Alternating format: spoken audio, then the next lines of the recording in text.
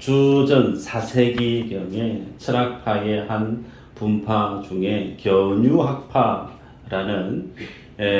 철학파가 있었는데, 이 견유학파의 중심 철학의 중심 내용은 무소유, 가지지 않는 것, 그리고 자유를 강조했던 철학 한 분파였습니다. 그런데 이 견유학파의 대표적인 인물 중 한 사람이 디오게네스라고 하는 사람이에요.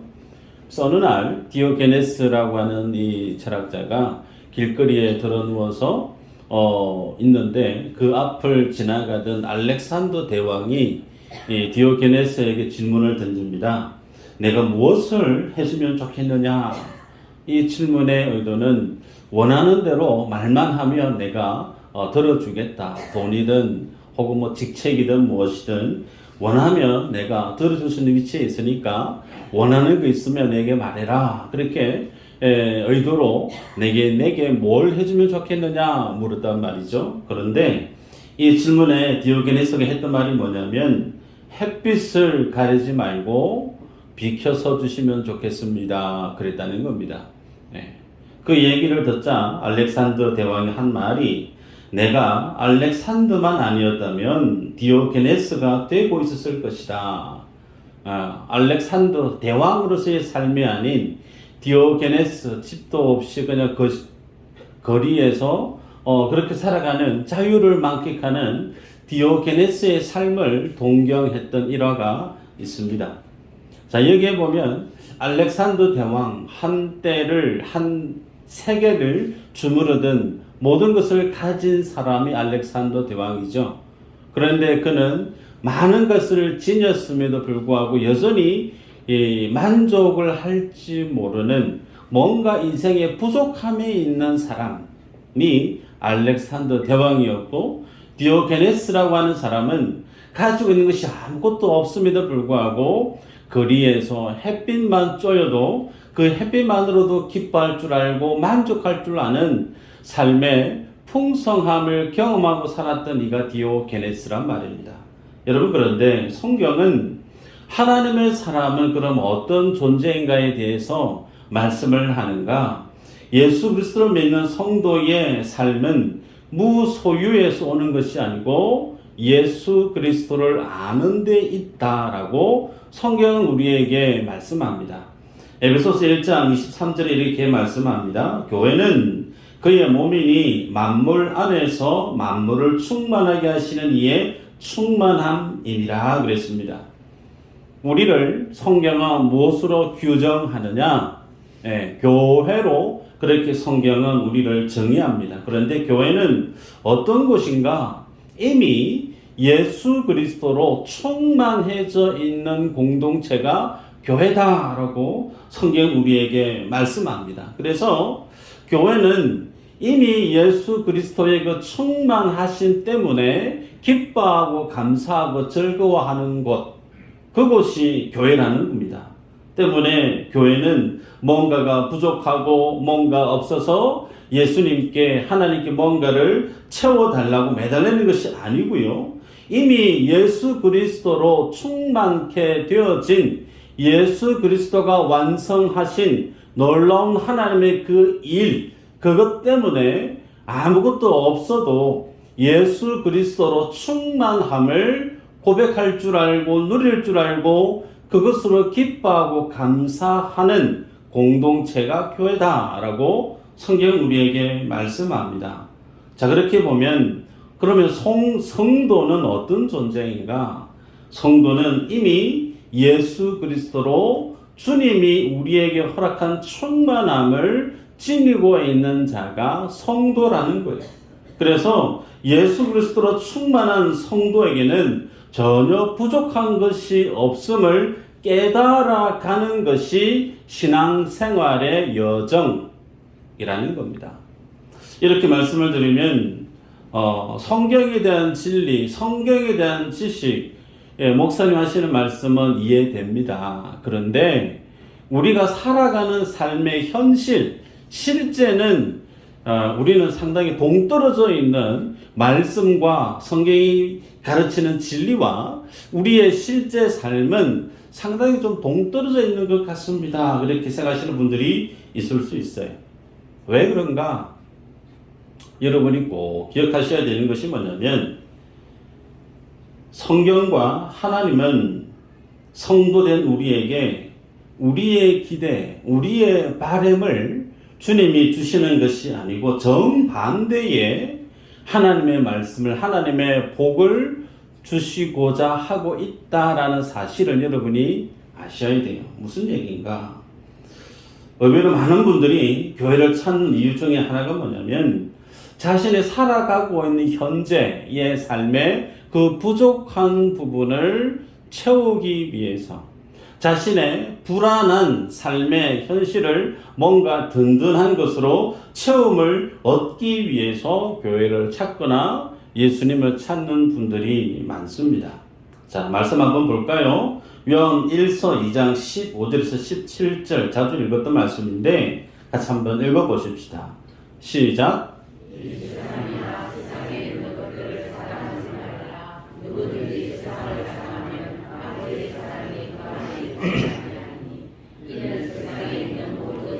육신의 정욕과 안목의 정욕과 이생의 자랑이 다 아버지께로부터 온 것이 아니요 세상으로부터 온 것이라.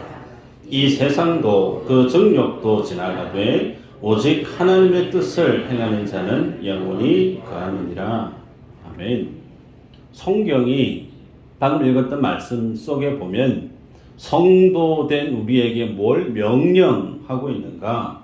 세상을 사랑하지 마라. 세상 사랑하지 마라. 세상의 것은 아버지께로부터 온 것이 아니다. 그렇게 말씀합니다.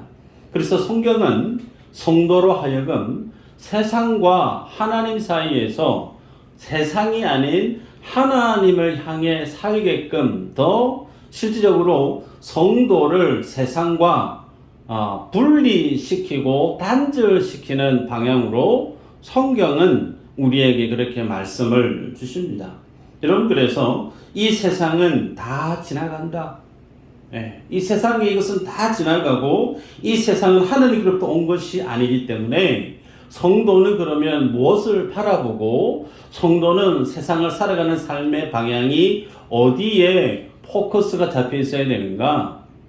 하나님의 뜻을 아는 자로, 그 하나님의 뜻을 아는 자로 영원히 거하는 삶, 영생의 삶을 주기 위해서 주님은 우리에게 성경을 주셨고 믿음을 주셨고 교회로 불러주셨다라는 게 성경이 우리에게 주는 말씀입니다.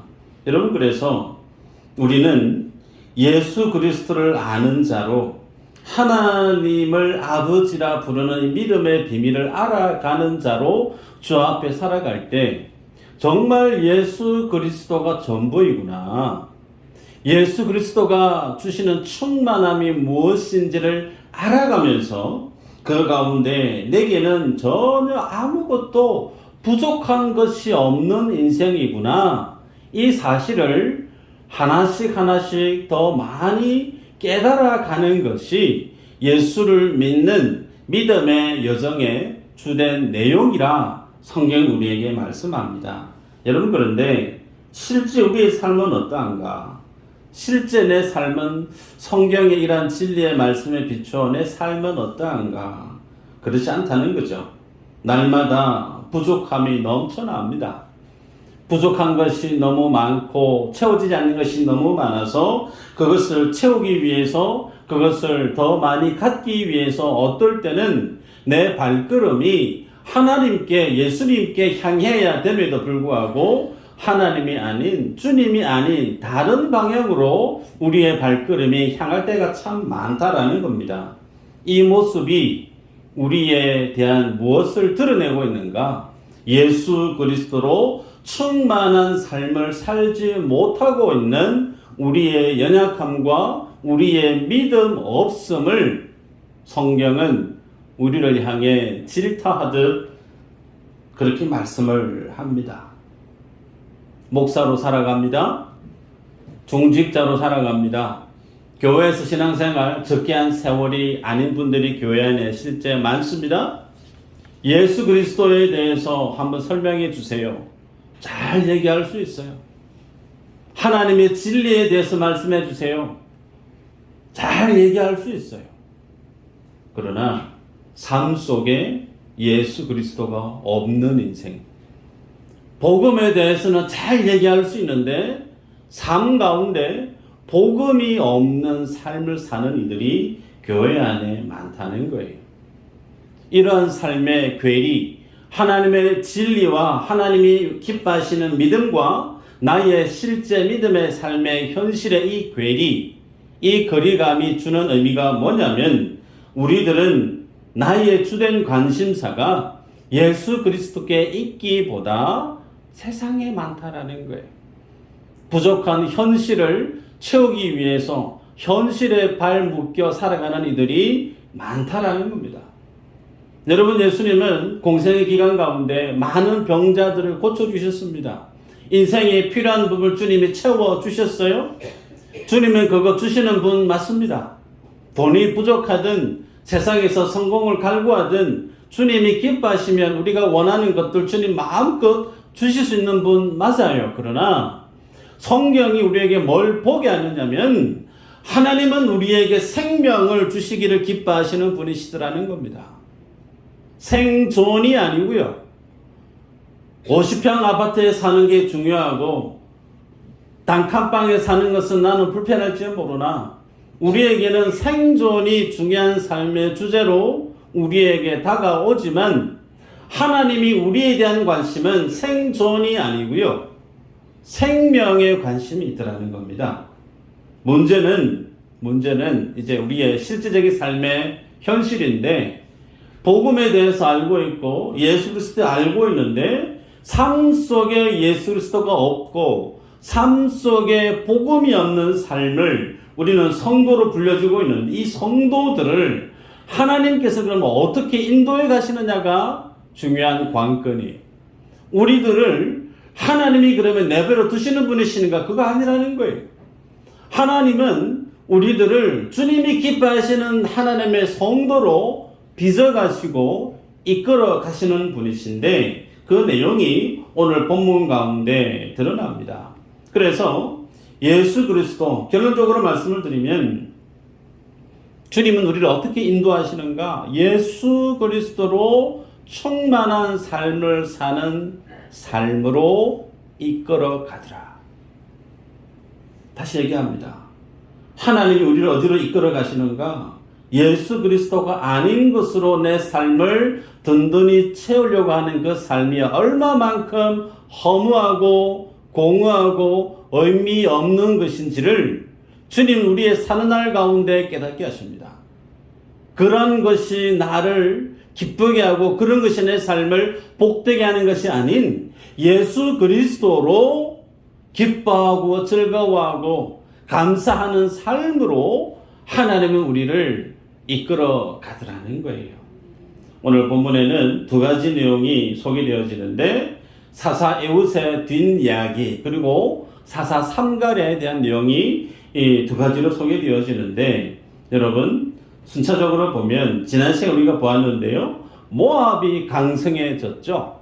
모압이 강성해져서 이스라엘을 다스리는 그런 형국이 되어졌는데 모압이 강성했던 이유가 어디 있었느냐? 성경은 이스라엘이 하나님을 떠났기 때문이다 그렇게 말씀을 했습니다.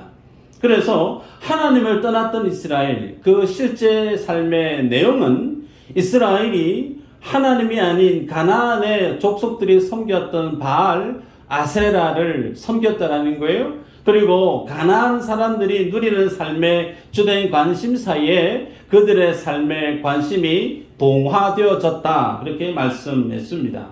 그래서 이스라엘이 이와 같았을 때 하나님을 떠나고 언약을 떠나고 하나님의 계획 그 주님의 부르심과 무관하게 살아갔던 이스라엘 그들 때문에 하나님이 모압을 강성하게 했고 그 모압을 들어서 이스라엘을 진치하게 만들었던 것이 지난 시간에 봤던 내용이죠. 여러분 그럼 여기서 한번 여쭤볼까요? 가난했던 힘 없었던 모압이 강해졌습니다. 세상의 눈으로 보면 야, 모압의 정치, 모압의 경제, 모압의 군사력, 모압의 어떤 그 저력 참 대단하다, 멋있다, 훌륭하다. 와, 저런 모습은 하늘이 그들에게 주신 복이 아니겠는가? 세상 사람들은 모압의 강성함을 하나님이 하늘이 준 복으로 그렇게 이해할 수 있어요. 그러나 그것이 복일까요? 그거 아닙니다. 모압은 이스라엘을 가르치기 위한 하나님의 소품에 지나지 않습니다. 그래서 같은 본문 28절에 보면 이렇게 기록하죠. 그들에게 이르되 나를 따르라. 여호와께서 너희의 원수들인 모압을 너희의 손에 넘겨주셨느니라 하매 무리가 에웃을 따라 내려가 모압 맞은편 요단강 나루를 장악하여 한 사람도 건너지 못하게 하였고 그랬어요. 성경에는 그렇게 강성했던 모압을 이제 이스라엘이 정복하고 판세를 뒤엎는 강했던 모압을 이제 이스라엘이 다시금 징치하는 형국으로 주님이 설명합니다. 그러면서 모압의 군인 1만 명을 죽였다. 그리고 그 모든 죽은 사람들이 다 역사고 용사였다. 그렇게 기록합니다. 여러분, 이스라엘이 부러워했던 나라가 어쩌면 모압이에요. 강한 군사력, 힘있던 어떤 모압, 경제력이 좋았던 모압. 그래서 우리도 모압을 닮고 싶었던 그 모압인데 하나님은 에웃을 들어서 이스라엘이 그 모압을 다시금 밝게 만들었습니다. 승리하게 만들었다라는 거예요. 그래서 에웃에 의해서 80년의 세월이 평안한 가운데 이스라엘이 거하게 되어졌다라고 성경은 기술합니다. 여러분, 이 내용이 보여주는 결과가 뭐냐? 이스라엘이 이스라엘보다 강했던 모압을 정복할 수 있고 다스릴 수 있던 그 이유가 하나님 때문이었음을 말씀합니다. 하나님의 능력, 하나님이 함께 하신 때문에 그렇게 약했던 모압으로부터 압제를 받던 이스라엘이 다시금 그들을 압제했던 모압을 다스리는 형국이 되어졌다. 그렇게 말씀해요. 자, 첫 번째, 이 사건이 주는 교훈이 뭔가? 모든 것이 하나님의 손에 달려 있음을 우리에게 보여줍니다. 그래서 이스라엘 백성들, 하나님이 우리와 함께 하셔서 이러한 역사가 일어났구나. 모든 것이 하나님의 손에 달려 있구나. 여러분, 이 사실 앞에 우리가 인정할 수밖에 없는 것이, 그러면 내 인생도, 내 가정도, 이 나라도 하나님의 손에 달려 있겠구나. 우리는 인정하게 되죠. 그죠? 그런데 이스라엘 백성이 이후에 80년의 평온한 때를 지나고 나서 이후에 또다시 어떻게 돌아가느냐면 여호와 앞에 다시 악을 행하는 모습으로 돌아갔다라는 거예요.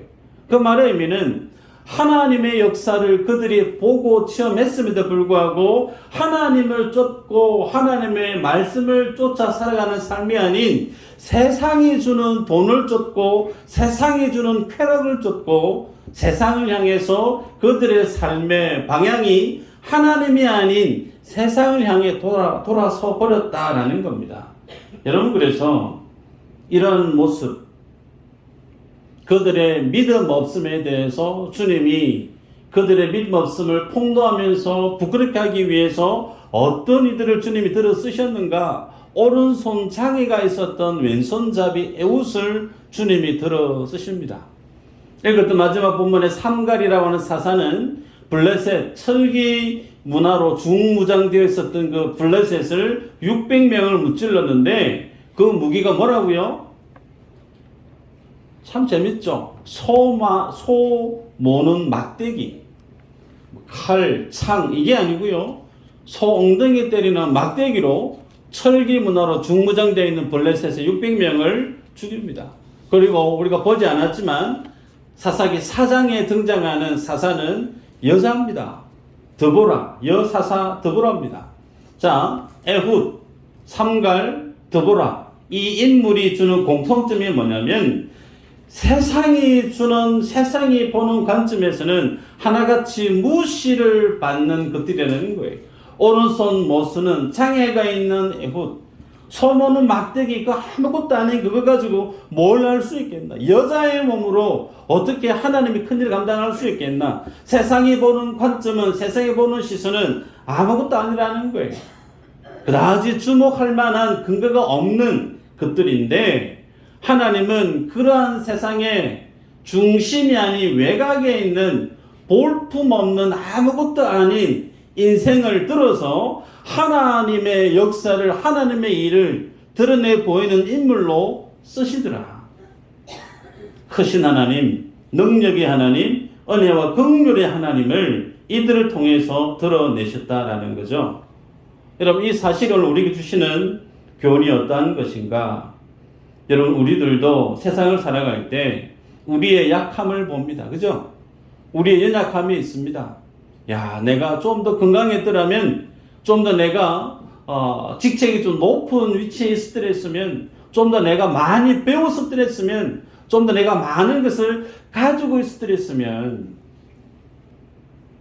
여러분, 그게 아니라는 거예요.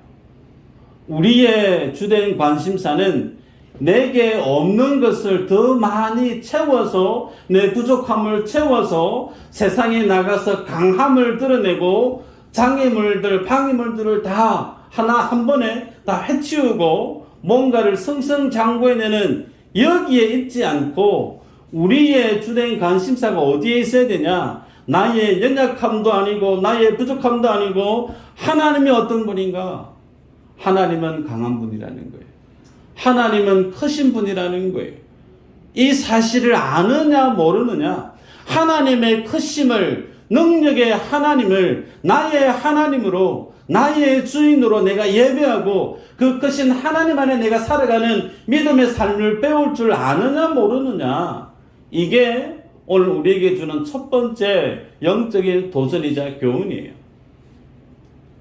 하나님을 알려고 하지는 않고 내게 부족함을 채우려고 하고 내게 모자라는 것을 더 많이 업데이트해서 가지려고 하고 그것을 통해서 삶의 문제를 해결하려고 하는 이 세상의 방식, 그거 아니라는 겁니다. 크신 하나님을 보라는 거예요. 능력의 하나님을 보라는 거예요. 여러분, 오늘 본문에 읽었던 31절에 이렇게 기록합니다. 에훗 후에는 아나스의 아들 삼갈이서 소모는 막대기로 블레셋 사람 600명을 죽였고 그도 이스라엘을 구원하였더라 그랬습니다. 자, 이제 삼갈을 볼 텐데 4장 1절에 이렇게 기록합니다. 에훗이 죽으니 이스라엘 자손이 또 여호와의 목전에 악을 행하매 그랬습니다. 자, 31절은 에훗 후에는 아나스의 아들 삼갈이 있어, 그렇게 에훗 이후의 인물을 삼갈로 소개하는데 4장 1절에는 에훗이 죽으니 그 다음에 등장하는 인물이 누구냐면 4절에 여사사 드보라가 등장해요. 그러면 삼갈이라고 하는 이 사사는 어느 시기에 활동했던 사사인가? 추론해보면 사사는 에훗이 사사로 80년 동안 이스라엘을 다스렸던 그때에 함께 있었던 사사로 우리가 이해할 수가 있습니다. 그런데 여기서 질문이에요. 에훗이 사사로 있는 80년 동안 이스라엘이 평안했다, 소위 태평성대였다라는 거예요. 그런데 그 시기에 삼갈 사사가 등장했다라는 것은 삼갈 사사가 등장해서 블레셋 사람의 철기군을 600명을 무찔렀다라는 겁니다. 태평성대, 평안하다, 아무 전쟁이 없는 그런 시대에 삼갈을 소개하면서 그 시대에 전쟁이 있었다라는 거예요. 그 시대에 전투가 있었다라는 거예요. 그런데 전투가 있고 전쟁이 있었던 그 시기를 성경은 평온한 때 80년의 세월, 그렇게 설명을 합니다. 여러분,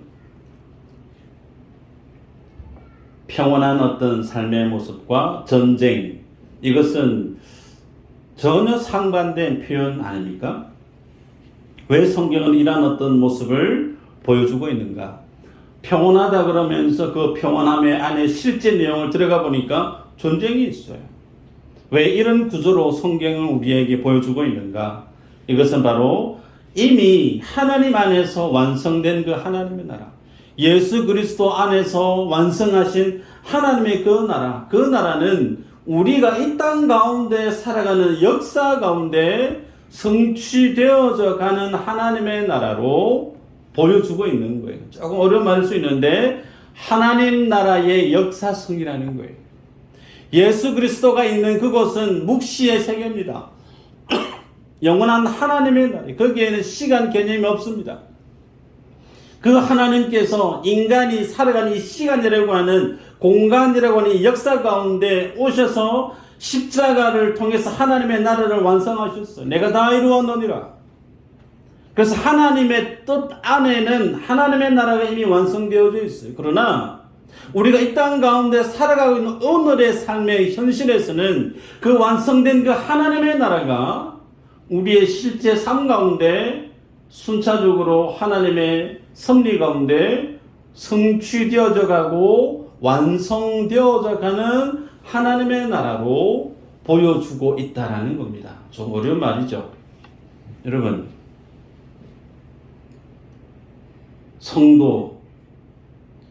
성도의 믿음은 어떻게 주님 앞에 구비되어져 가는 믿음인가? 성도의 믿음은 그 안에 중심 핵심 내용은 예수님이 누구신가? 두 번째, 예수님이 하신 일이 뭔가? 이 두 가지. 여러분, 우리가 예수님을 믿는 믿음, 내 믿음이 참된 믿음인가 점검하기 위해서 반드시 있어야 될 두 가지 내용은 예수 그리스도가 어떤 분인가? 또 예수님이 하신 일은 어떤 것인가? 이 두 가지. 자, 그러면 이 두 가지, 이 실제, 우리가 예수님을 믿음으로 하나님의 자녀가 되었어요. 하나님의 자녀가 되어서 우리 안에는 영원한 하나님의 나라가 있습니다. 주님 우리에게 주신 하나님의 영생, 하나님의 그 나라는 예수님이 땅에 오셔서 십자가 지시고 죽으시고 부활하시고 성령이 임하심으로 우리에게 주신 영원한 하나님의 나라예요.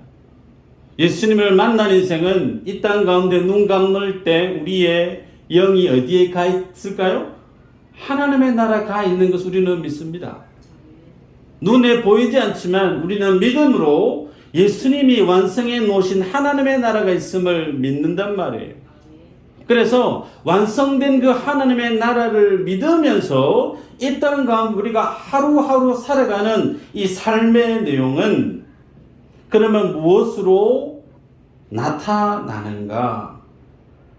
하나님이 완성하신 그 하나님의 나라를 바라보면서 그 믿음으로 이 땅을 이겨가는 거예요. 승리하며 살아가는 거예요. 말씀을 볼까요? 데살로니가전서 5장 16절 18절 읽어보십시다. 시작.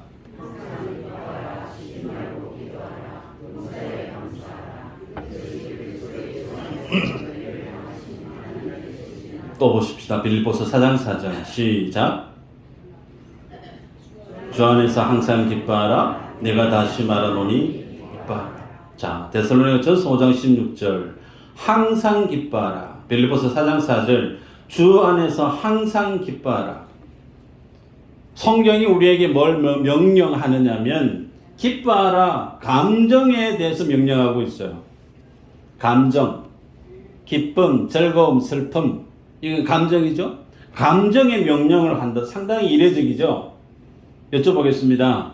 항상 기뻐할 수 있는 이유가 뭐가 있을까? 기쁨에 대한 내용은 상대적입니다. 소위 내가 이 땅 가운데 살아갈 때 복권을 걸었는데 1억이 당첨됐어요.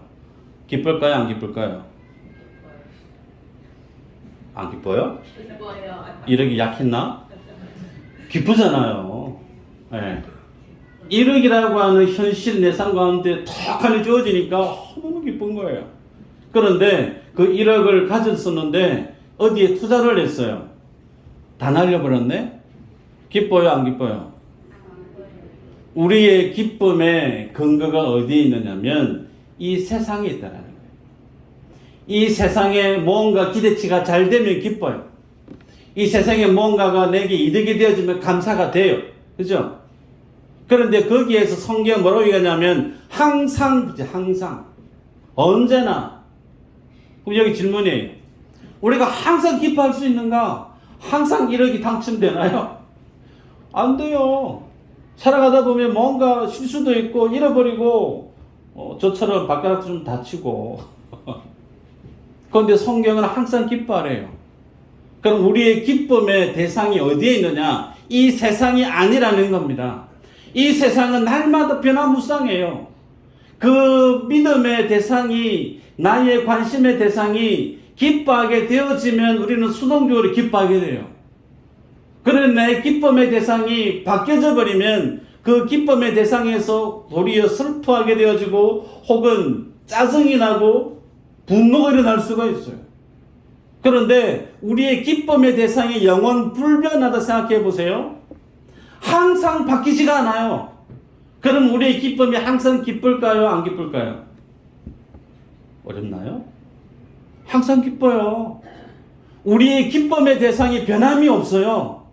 늘 언제나 그것만 바라보면 기뻐할 수 있고 감사할 수 있는 거예요. 그것이 뭐죠? 하나님의 나라. 예수 그리스도 우리에게 주시는 믿음의 유산이란 말이에요. 그것을 바라보면 항상 기뻐할 수 있다. 내 상황이 어떠하든, 내 처지가 어떠하든, 내 지갑에 돈이 많든 적든 거기에 우리의 기쁨의 근거가 있지 않고 내 삶의 기쁨의 근거는 예수 그리스도가 하신 일, 그 주님 우리에게 맡기신 하나님의 진리, 그 약속의 말씀이 뭔가에 따라 그것은 영원 불변하거든요. 그것을 바라보는 사람은 항상 기뻐한다. 항상 감사한다. 여러분, 오늘 우리에게 주시는 소모는 막대기 3갈의 이 내용은 우리가 이 땅 가운데 어떤 삶을 살고 있느냐에 대한 부분을 보여주고 있어요. 그 하나님의 완성된 나라를 보는 사람은 기뻐하는 거예요. 즐거워하는 거예요. 그런데 그 하나님의 나라를 보지 않고 내가 서 있는 현실에만 내 삶을 몰두하고 살아가게 되어지면 소위 내 마음의 주된 관심사가 하나님의 나라가 아닌 예수 그리스도가 주시는 영적인 기쁨 완성한 영원한 하나님의 나라가 아닌 이 땅의 것에 집착하게 되어지면 우리가 이스라엘의 모습과 별반 다르지 않게 되어진다라는 겁니다. 여러분, 하나님의 나라, 성도, 그것을 보며 살아가는 사람이에요. 말씀을 맺어야 되는데 우리가 믿음이 자라나요. 믿음의 삶을 살아가다 보면 그 믿음이 자라나고 깊어집니다. 그 말의 의미는 예수 그리스도가 내게 주신 하나님의 나라를 시간이 가면 갈수록 더 선명하게 보여요. 내게 주실 영원한 하나님 나라의 영광을 바라보면 바라볼수록 그것이 내 속에 더욱더 선명해지고 분명해지고 기쁨과 감사가 내 안에 커져갑니다.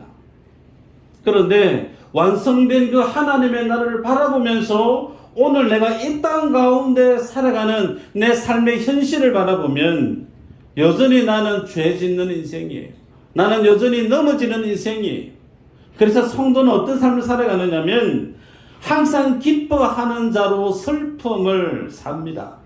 범사에 감사함으로 상실의 삶을 살아갑니다. 이해되시는지 모르겠어요. 하나님의 나라를 바라보면 항상 기뻐요. 그 하나님의 나라를 바라볼 때 항상 기쁘고 감사한데 즐거운데 내가 서 있는 이 땅의 내 삶의 결과물들을 바라보면 하나님 앞에 슬퍼할 것들밖에 없어요. 회개할 것이 더없이 차고 넘쳐나는 자신의 삶을 바라보는 겁니다. 그래서 기뻐하면서 슬픔의 인생을 살아가는 거예요.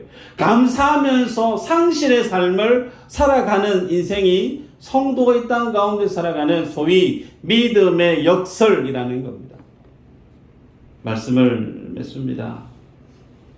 사도 바울이 고린도 후서 12장에서 이렇게 고백합니다. 9절 10절에 나에게 이르시기를 내 은혜가 내게 족하도다.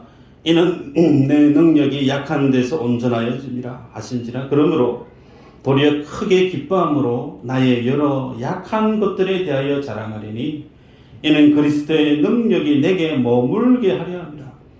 그러므로 내가 그리스도를 위하여 약한 것들과 능력과 궁핍과 박해와 공고를 기뻐하노니 이는 내가 약한 그때에 강함이라. 바울이 뭘 자랑하고 있느냐면 자신의 약함을 자랑하고 있대요. 약함. 왜 자신의 약함을 자랑하게 되어지느냐? 내가 약할 때 그리스도의 능력이 내 삶에 머무는 비결을 배웠기 때문이다 라고 얘기해요. 여러분, 이게 하나님의 인생들을 이끌고 가시는 하나님의 일하심의 모습이에요. 여러분의 삶에 공고함이 있습니까? 여러분의 삶에 답답함이 있으세요? 뭔가 풀리지 않는 힘겨움이 있으세요? 그것이 불편하고 부끄럽고 빨리 처리해야 될 인생의 짐처럼 여겨진다면 그분은 아직까지 예수 그리스도 앞에 서지 못하신 분이에요. 성경은 그렇지 않습니다. 성경은 내가 약하고 부족하고 모자라고 능력 없고 못 배우고 못 가진 것이 세상의 기준에서는 부끄러운 것일 수 있으나 그리스도 안에 있는 인생은 오히려 그것 때문에 만다라는 거예요. 감사한다. 그것 때문에 기뻐한다. 왜요? 그것 때문에 내가 예수 그리스도 앞에 머물기 때문에 하나님의 크신 능력이 내 인생 가운데 함께하기 때문에. 단적으로 여러분, 돈이 많아요. 인생에 불편함이 하나도 없어요. 그런 분이 예수님을 의지하면서 주님 앞에 구할 것이 많을까요? 아니면 가질 것이 아무것도 없어요. 내 능력이 제로 베이스예요. 그런 사람이 주님 앞에 의지하는 믿음의 모습이 더 많을까요? 후사합니다. 무엇이 복인가? 예수 그리스도를 붙드는 것이 복이라는 거예요. 모압의 강성함이 복이 아니라니까요. 소품이었습니다. 하나님이 강하게 만들고 건강하게 만들고 복 주어서 많은 것을 가져서 힘을 가진 그것, 세상 사람들은 부러움 대상일 줄 모르나 하나님의 시선에서는 그거 하나님의 백성을 가르치는 소품에 지나지 않았다라는 거예요. 참된 복이 뭐냐? 세상에서 돈 많이 가지는 거, 세상에서 성공, 그거 아니고 하나님을 나의 하나님으로 만나서 그 주님이 내게 주실 것을 바로 볼 줄 알고 그 주님으로 기뻐하는 인생, 이것이 주님이 우리에게 주시고자 하시는 참된 복이고 은혜임을 성경이 우리에게 보여줍니다. 이 믿음의 주인공이 다 되실 수 있기를 주의 이름으로 축복합니다.